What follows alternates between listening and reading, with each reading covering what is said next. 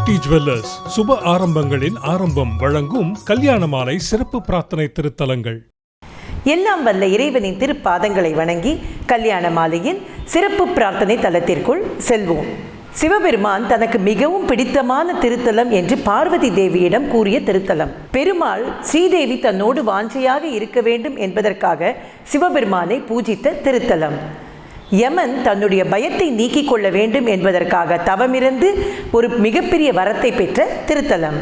கங்கை தன்னுடைய பாவங்களை போக்கிக் கொள்ள வேண்டும் என்பதற்காக சிவனிடம் வரம் பெற்று தன்னுடைய அத்தனை கலைகளோடும் இங்கே வந்து தங்கிய திருத்தலம். மரண பயத்தை போக்கக்கூடிய திருத்தலம். காசிக்கு நிகரான, ஏன் காசிக்கும் மேலான திருத்தலம் என்று புகழ்பெற்ற திருத்தலம். யமனுக்கென்று தனி சன்னதியும் சித்திரகுப்தனுக்கென்று தனி வழிபாடும் உள்ள திருத்தலம்.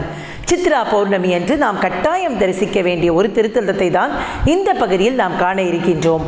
வாருங்கள், என்னோடு வாஞ்சிநாதர் திருத்தலத்திற்குள் செல்வோம்.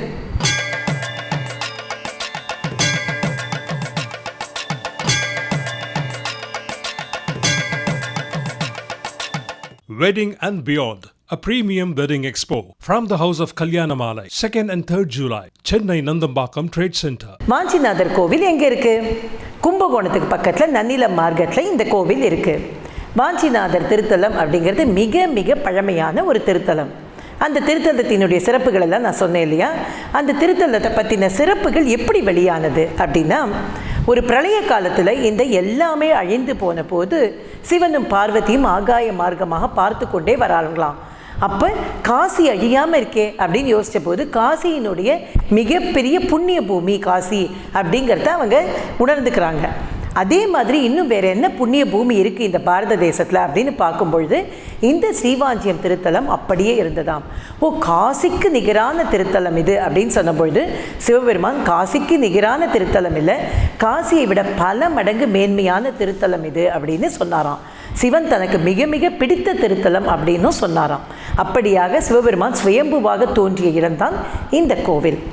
இந்த கோவிலினுடைய கதையில் இன்னொரு விசேஷமான விஷயமும் இருக்குது. அதாவது பெருமாள் ஸ்ரீதேவி தங்கிட்ட வாஞ்சியா இல்லை அப்படின்னு யோசிச்சாராம். கடவுளுக்கே இந்த நிலைமைன்னா நம்ம என்ன பண்ண முடியும்? அப்படி யோசித்த பொழுது அவர் சிவபெருமானை குறித்து தவம் பண்ணாராம். ஸ்ரீதேவி தங்கிட்ட அன்பாக இருக்கணும் அப்படிங்கிறதுக்காக சிவபெருமான் தந்தேன் வரத்தை அப்படின்னு அளித்தாராம். அந்த மாதிரி ஸ்ரீதேவியை தன்னோடு வாஞ்சியாக இருக்கும்படி பெருமாள் செய்து கொண்ட திருத்தலம் தான் இந்த வாஞ்சிநாதர் திருத்தலம் அப்படின்னு சொல்கிறாங்க. அதே போல் யமதர்மனுக்கு ஒரு பெரிய பயம் வந்துருத்தான். என்ன பயம் அப்படின்னா, எல்லாரும் ஒரு மரணம் அப்படின்னா பயப்படுறாங்க. அவங்களுடைய பயமெல்லாம் இவனுக்கு தொத்தின்னு கொடுத்தான். யமதர்மனுக்கு தொத்திண்டு அவனுக்கு ரொம்ப வேதனையாக இருந்துதான். இதை போக்கிக் கொள்ளணும்னா என்ன பண்ணுறது அப்படின்னு திருவாரூரில் இருக்க புற்றிடம் கொண்டார்கிட்ட பிரார்த்தனை பண்ணிக்கிறானா. அப்போது புற்றிடம் கொண்டார் சொல்கிறாராம், இல்லை நீ ஸ்ரீவாஞ்சியத்துக்கு போ, வாஞ்சிநாதரை குறித்து தவம் செய் அப்படின்ன உடனே வாஞ்சிநாதரை குறித்து தவம் செய்தவுடன் வாஞ்சிநாதர் அவனுக்கு காட்சி தந்து, நீ கவலைப்படாத, உனக்கு இங்கே நான் தனி சன்னதி தரேன், உன்னை வழிபடுறவங்க பயம் இல்லாமல் வழிபடுவாங்க. அதே மாதிரி அதற்கு நீ என்ன செய்யணும் அப்படின்னாக்க, நீ உன்னை ஒரு தேவதையாக ஒரு தேவனாக நான் உனக்கு அங்கீகாரம் கொடுத்ததுனால இங்கே வேண்டிக்கிறவங்களுக்கு மரண பயம் இருக்கக்கூடாது, மரண அவஸ்தை இருக்கக்கூடாது, அவங்க யமன் அப்படின்னு பார்த்தாலே பயப்படக்கூடாது, சித்திரகுப்தன் சரியான கணக்குகளை நேர்மையாக எழுதணும் அப்படின்னு சொல்லி அவர் ஆசீர்வாதம் பண்ணுறாராம், வரம் அருள்றாராம். அதனால தான் இங்கே யமனுக்கு தான் முதல்ல நாம் போய் வழிபடணும். அப்படின்னா முதல்ல யமதர்மனை வழிபடணும், அதுக்கப்புறம் சித்திரகுப்தனை வழிபட்ட பிறகு தான் வாஞ்சிநாதரை தரிசிக்கணும். அப்படியாக க்ஷேத்திர பாலகன் அப்படிங்கிறது பெரும்பாலான சிவாலயங்களில் நமக்கு தெரியும், பைரவர் தான் இருப்பார். ஆனால் இந்த கோவிலில் க்ஷேத்திர பாலகனாக எழுந்தருளி இருப்பது யமதர்ம ராஜா. இதுதான் யமதர்மனினுடைய கதை. அதே மாதிரி கங்கை என்ன பண்ணுறாலாம், எல்லாரும் தன்னுடைய பாவங்களை போக்கிக்கிறதுக்காக கங்கையில் ஸ்நானம் பண்ணுறாங்க. ஆனால் என்னுடைய பாவத்தை கொண்டு போய் நான் எங்கே போக்கிக்கிறது அப்படின்னு கவலைப்பட்ட பொழுது யமன் சொல்கிறானா, கவலைப்படாத, எனக்கு ஏற்பட்டிருக்கிற இத்தனை பயங்களையும் இத்தனை அவஸ்தைகளையும் போக்கியதே ஸ்ரீவாஞ்சிநாதர் அப்படின்னா உன்னுடைய பிரச்சனையை தீர்க்க மாட்டாரா, நீ அங்கே பிரார்த்தனை பண்ணிக்கோன உடனே கங்கை முழுவதுமாக குடிக்கொண்டிருக்கும் திருத்தலம் அப்படின்னு பேர் இந்த இடத்துக்கு. கங்கை தன்னுடைய மன சஞ்சலங்கள் நீங்கி தன்னுடைய பாவங்களை போக்கிக் கொண்ட திருத்தலம் அப்படிங்கிறதுனால அந்த குப்த கங்கையில் நீராடினால் நமக்கு பன்மடங்கு புண்ணியம் கிடைக்கும் அப்படின்னு பரிபூர்ணமாக நம்புகிறாங்க. அதே மாதிரி குப்த கங்கையில் நீராடி யமதர்மனை தரிசித்து விட்டு சிவபெருமானையும் அம்பாளையும் தரிசிக்க வேண்டும். சிவபெருமானின் பெயர் வாஞ்சிநாதர், அம்பாளின் பெயர் மங்களநாயகி, வாழவந்த நாயகி அப்படின்னு எல்லாம் நிறைய பேர் இருக்கு. அனைத்து மங்களங்களையும் அருளக்கூடிய அம்பாள் தான் இங்கே எழுந்தருளி இருக்கக்கூடிய அம்பாள். இதுதான் இந்த கோவிலினுடைய கதை. GRT ஜுவல்லர்ஸ் சுப ஆரம்பங்களின் ஆரம்பம் வழங்கும் கல்யாணமாலை சிறப்பு பிரார்த்தனை திருத்தலங்கள். GRT சுப ஆரம்பம். GRT jewellers. GRT ஜுவல்லர்ஸ் சுப ஆரம்பங்களின் ஆரம்பம் வழங்கும் கல்யாணமாலை சிறப்பு பிரார்த்தனை திருத்தலங்கள். ஸ்ரீவாஞ்சியம் வாஞ்சிநாதர் திருத்தலம் தேவார பாடல்களால் பாடல் பெற்ற திருத்தலம். நான் ஏற்கனவே சொன்னதுபடி 3 பேர், அப்பர், சுந்தரர், திருஞான சம்பந்தர் 3 பேரும் இந்த கோவில் பெருமானை பற்றி பாடியிருக்கின்றார்கள். பாடல் பெற்ற திருத்தலத்தில் 70வது திருத்தலம் அப்படின்னு சொல்கிறாங்க. அதே மாதிரி காசிக்கு நிகரான திருக்கோவில்கள் இங்கே இருக்கிறதுல 6 திருத்தலங்களில் இந்த கோவிலும் ஒன்று அப்படின்னு தல வரலாறு கூறுகின்றது. அதே மாதிரி இந்த கோவில் மிக அழகான சிற்பக்கலைகளினுடைய நுணுக்கங்களை உடைய கோவில். அந்த கோவில் 3 கோபுரங்கள், 3 விமானங்கள், 3 பிராகாரங்கள் அப்படின்னு எல்லாமே அமைய பெற்ற அருமையான சிவாலயம் அது. அந்த கோபுரத்தில் இருக்கும் சிற்பங்கள் எல்லாம் மிகவும் சிற்பக்கலைக்கு சான்றாக விளங்கக்கூடிய சிற்பங்கள் அப்படின்னு சொல்றாங்க. அந்த மாதிரி ஒரு அழகான கோபுரம் அது. நம்ம போய் பார்த்தாலே தெரியும் அந்த கோபுரம் எவ்வளவு பழமையான அழகான கிழக்கு நோக்கிய கோபுரம் அப்படிங்கிறத பார்க்கலாம். உள்ளே நுழைந்தவுடன் நாம் சென்று தரிசிக்க வேண்டியது யமதர்மனை, பின்னர் நாம் தரிசிக்க வேண்டியது சிவபெருமானையும் அம்பிகையும். சோமாஸ்கந்தர் இருக்கின்றார்.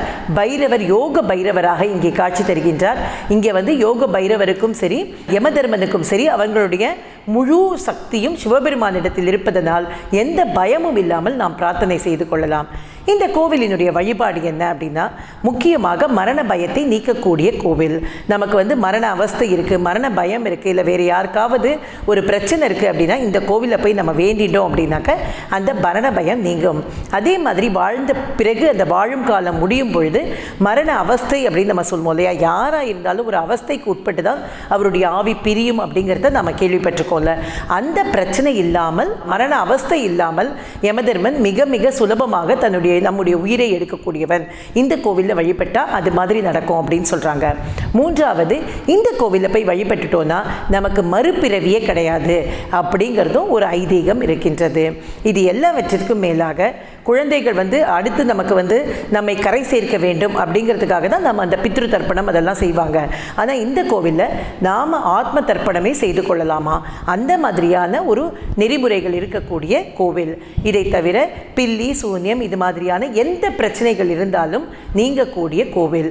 மனச்சஞ்சலங்கள் எது இருந்தாலும், எதை பற்றியாவது நமக்கு பயம் அதிகமாக இருந்தால் அது அனைத்தையும் போக்கக்கூடிய அருமையான திருத்தலம்.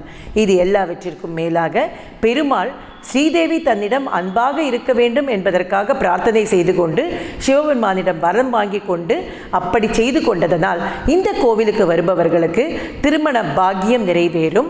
அதே போல் தம்பதிகள் ஏதாவது அவங்களுக்குள்ள பிரச்சனை இருந்ததுன்னா அந்த பிரச்சனைகள் தீர்ந்து அவர்கள் சுமூகமாக இருப்பதற்கான வழிவகை பிறக்கும் அப்படிங்கிறது இங்கே மிகப்பெரிய நம்பிக்கை.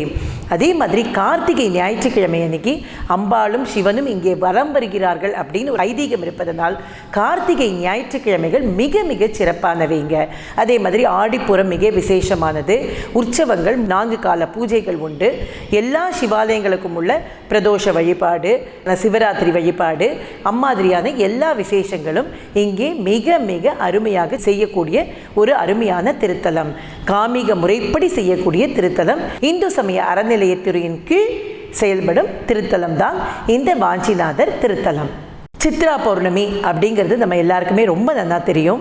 சித்ரா பௌர்ணமிங்கிறது எல்லா இடங்கள்லையும் மிக மிக விசேஷமானது. அதாவது சந்திரனின் முழு ஆகர்ஷணமும் நமக்கு சேரக்கூடிய மிக உன்னதமான நாள். அதனால் தான் எல்லா கோவில்களும் விசேஷமாக இருக்கும். எதற்காக அப்படின்னா நம்ம எல்லாரும் வெளியில் வரணும், அந்த நிலவினுடைய கதிர்கள் நம்ம மேல் பட வேண்டும் அப்படிங்கிறதுக்காக தான் சித்ரா பௌர்ணமி அப்படிங்கிறத எல்லா கோவிலையும் விசேஷமாக வழிபாடு செய்கிறோம். சிவாலயங்களாக இருக்கட்டும், பெருமாள் கோவிலாக இருக்கட்டும், நமக்கு தெரியும் கள்ளழகர் ஆட்சியில் இறங்குவது சித்ரா பௌர்ணமி நன்னாளில் தான். இப்படியாக அடுத்தபடியாக மிகச் சிறப்பு வாய்ந்த நாள் தான் சித்ரா பௌர்ணமி. இந்த சித்ரா பௌர்ணமி அன்று இந்த கோவில் வாஞ்சிநாதர் கோவிலை நாம் ஏன் வழிபட வேண்டும் அப்படின்னா, சித்திரகுப்தனுக்கு உகந்த நாள் என்பது சித்ரா பௌர்ணமி. அதாவது சித்திரகுப்தன் தன்னுடைய கணக்கை துவக்கும் நாள் அப்படின்னு நம்ம சொல்கிறோம். பொதுவாக என்ன பண்ணுவோம், நாம் கணக்கை துவக்கும் பொழுது லாபம் அப்படின்னு போட்டுட்டு பிள்ளையார் சுழியை போட்டுட்டு ஸ்ரீராம ஜெயமோ இல்லைன்னா யாராவது பெருமாள் துணை ஏதாவது போட்டுட்டு தான் நம்முடைய கணக்கை துவக்குவோம். அன்றைக்கு எழுத ஆரம்பிக்கும் கணக்கு அத்தனையுமே சிறப்பானதாக லாபகரமானதாக இருக்க வேண்டும். தொடர்ந்து அதே மாதிரியான லாபகரமான கணக்கு தான் நமக்கு வர வேண்டும் அப்படின்னு நம்முடைய வாழ்வியல் ரீதியாக நம்ம ஒரு கணக்கு வச்சுருக்கோம்ல, அதே மாதிரி சித்திரகுப்தன் நம்முடைய பாவ புண்ணியங்களை கணக்கில் எடுத்துக்கொள்பவன், அதை கணக்கு எழுதுபவன். பாவங்களுக்கு நிகரான புண்ணியங்கள் செய்துவிட்டோம் என்றால் கணக்கு நேராகும். புண்ணியம் அதிகமானால் நாம் புண்ணியாத்மாவாக மாறிவிடுவோம், பாவங்கள் அதிகமானால் பாவாத்மாவாக மாறிவிடுவோம். அப்படி சித்திரகுப்தன் கணக்கு எழுத தொடங்கும் நாள் தான் இந்த சித்ரா பௌர்ணமி. அந்த சித்ரா பௌர்ணமி என்று சித்திரகுப்தனை வழிபட்டு, அப்பா நான் நிச்சயமாக நல்லது பண்ணுறேன், நான் எந்த பாவ காரியத்துக்கும் போகக்கூடாதுங்கிற அருளையும் நீங்கள் எல்லாம் தான் வழங்கணும், சிவபெருமான் தான் வழங்க வேண்டும். அப்படி நான் செய்தாலுமே என் புத்தியை நேர்வழிப்படுத்தி நான் நல்லதை செய்ய வேண்டும், நான் செய்யும் நல்லது மட்டும் உன் கண்களில் பட வேண்டும் அப்படின்னு சித்திரகுப்தனை நாம் பிரார்த்தித்து கொள்ளும் ஒரு நன்னாள் தான் இந்த சித்ரா பௌர்ணமி. அந்த சித்ரா பௌர்ணமி நன்னாளில் ஸ்ரீவாஞ்சிநாதரையும் மங்களாம்பிகையையும் தரிசித்து யமதர்மனிடம் ஒரு அர்ச்சனை செய்து சித்திரகுப்தனையும் பிரார்த்தித்து கொண்டு குப்த கங்கையை மனதார பிரார்த்தித்து கொண்டு நாம் வந்தோம் என்றால் நம்முடைய வாழ்வில் அனைத்து வளங்களும் பெருகும், நம்முடைய கணக்கு நேராகும், நம்முடைய பாவ கணக்குகள் தீர்ந்து புண்ணிய கணக்குகள் அதிகப்படியாகும் என்கின்ற ஒரு மன நிறைவோடு இந்த வாஞ்சிநாதர் திருத்தலத்திலிருந்து நாம் புறப்படுகின்றோம். உங்களை அடுத்த பகுதியில் சந்திக்கின்றேன். அதுவரை நன்றி, வணக்கம்.